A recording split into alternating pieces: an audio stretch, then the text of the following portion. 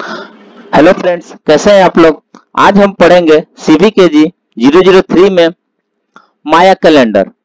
माया calendar को पढ़ने से पहले जो भी फ्रेंड्स हमारे चैनल पर नए आए हैं, कृपया चैनल को सब्सक्राइब कर ले और बेल आइकन को प्रेस कर दे, ताकि जो भी वीडियो हमारे चैनल पे आए वो सबसे पहले आपको मिल सके। तो आइए चलते हैं माया कैलेंडर। माया सभ्यता में गणित और खगोल के विकास उल्लेखनीय है। यहाँ के निवासियों की खगोल और ज्योतिष में विशेष योग्यता थी। माया के लोगों ने विभिन्न घटनाओं, धार्मिक त्योहारों और जन्म मरण संबंधी बातों का संधारण करने के लिए पंचांग का विकास किया। यह उसके पश्चात विकसित हुए ग्रीक और रोमन कैलेंडर से बिल्कुल भिन्न था। इस पंचांग की गणनाएं दशमलव और शून्य के अंकन से काफी निकट है। वर्तमान के युग के उच्च दक्षता और संगणक यानी सुपर कंप्यूटर और माया की गणितीय गणनाओं में अंतर 0.060 तक ही निकल पाता है।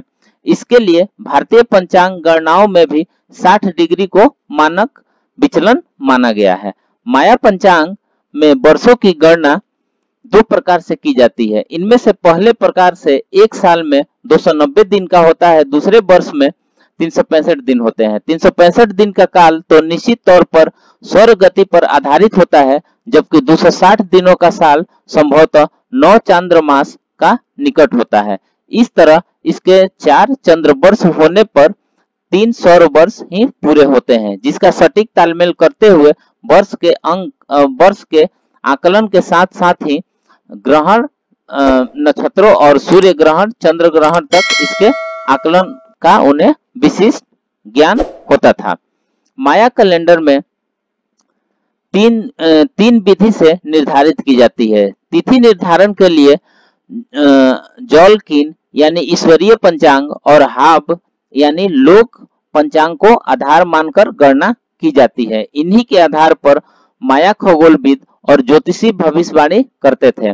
माया सभ्यता की गणना और पंचांग को ही वर्तमान पुरातत्व वेदाओं ने माया कैलेंडर में कहा है कि माया पंचांग में 20-20 दिनों के 18 महीने होते थे और 365 दिन पूरा करने के लिए 5 दिन अतिरिक्त जोड़ दिए जाते थे।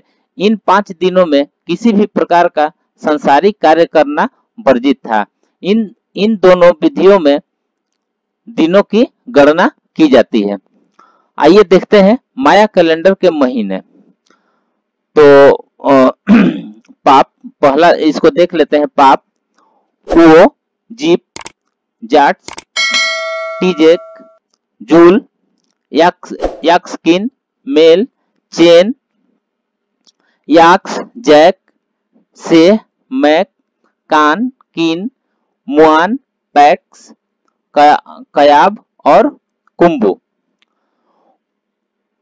उनके द्वारा विकसित लॉन्ग काउंट कैलेंडर यानी गणना विस्तार कैलेंडर 3114 ईसा पूर्व से शुरू होता है। यह बिल्कुल भारतीय काल गणना के अनुसार कलयुग के आरंभ का समय है। भारतीय गणना में आर्यभट्ट की गणना कहती है कि 3102 ईस्वी पूर्व कलयुग का आरंभ हुआ था।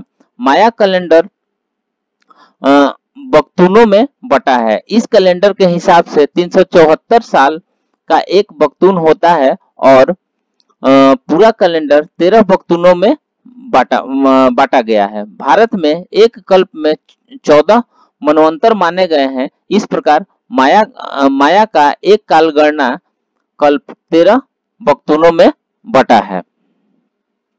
तो आइए नेक्स्ट देखते हैं माया कैलेंडर और पृथ्वी के विनाश का मिथक। माया कैलेंडर में गणना की तीसरी विधि में वर्षों की गणना की जाती थी। इसे लॉन्ग काउंट कैलेंडर कहा जाता है।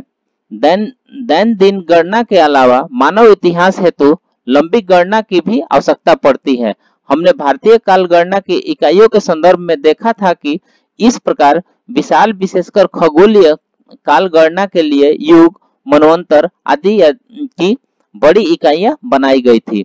आधुनिक काल गणना में भी एज, इपोक आदि इकाइयां बनाई गई है। इस प्रकार माया लोगों ने भी लंबी कालखंड गणना के लिए एक विशेष इकाइयों की रचना की थी।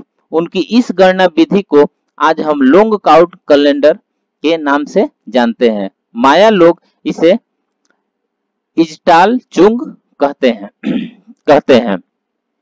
तो आइए इसका नेक्स्ट पॉइंट देखते हैं। लोंग काउंट कैलेंडर में दिनों के आधार पर इकाइयां बनाई गई थी जो निम्न प्रकार से है। 20 किम दिन, ये दिन हो गया। उसके बाद 1 यूनल 20 दिन हो गया।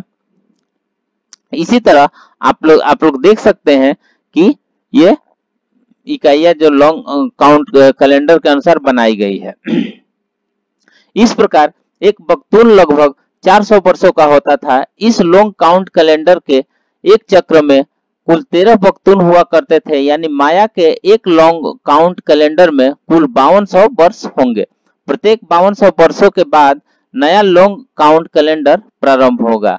माया कैलेंडर के अनुसार पिछले लॉन्ग काउंट कैलेंडर का 13वां बख्तून 21 दिसंबर 2012 को समाप्त हो रहा था। उसके बाद ये नए इस्टाल चुंग का पहला बख्तून प्रारंभ हुआ। चूंकि यह 13वां बख्तून था और यूरोपीय विशेषकर ईसाई लोगों में 13 अंक काफी अशुभ माना जाता है, इसलिए उन्होंने प्रचार कर दिया कि इस दिन पृथ्वी का विनाश हो जाएगा। ध्यान देने की बात यह है कि इस प्रकार से विनाश की चर्चा माया सभ्यता में नहीं है, बल्कि इसकी चर्चा ईसाई थियोलॉजी में कयामत की काफी चर्चा पाई जाती है। इसलिए यह प्रचार किया जाने लगा कि माया कैलेंडर के अनुसार 21 दिसंबर 2012 को पृथ्वी का विनाश हो जाएगा। माया कैलेंडर में इतना कहा गया है कि 13वें बख्तून के समाप्त होने के बाद समय को रिसेट करना होता है। कयामत होने की भविष्यवाणी को बल देने का काम एक पुरातात्विक खोज के आधार पर किया गया।